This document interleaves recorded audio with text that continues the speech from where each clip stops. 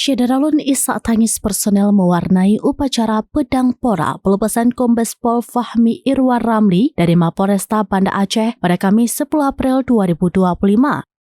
Seluruh pejabat utama atau PJU Polresta dan Bayangkari Cabang Kota Banda Aceh tidak mampu menyembunyikan raut wajah kesedihan saat bersalaman satu persatu mengiringi kepergian sosok yang menjabat sebagai Kapolresta itu sejak 23 Desember 2022 lalu.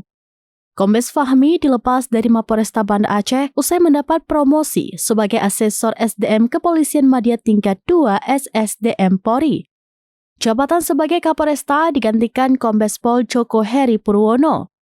Dia juga memohon doa dan dukungan masyarakat agar ke depannya akan semakin lebih banyak lagi dengan kepemimpinan Kapolresta yang baru.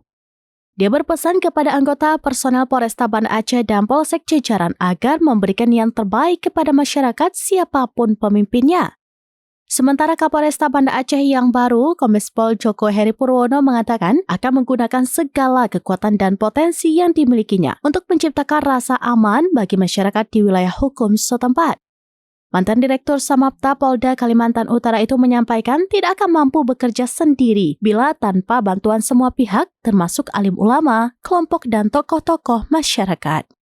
Dari Banda Aceh, Sarah Masroni, Serambines.com. Download Tribun X sekarang, menghadirkan lokal menjadi Indonesia.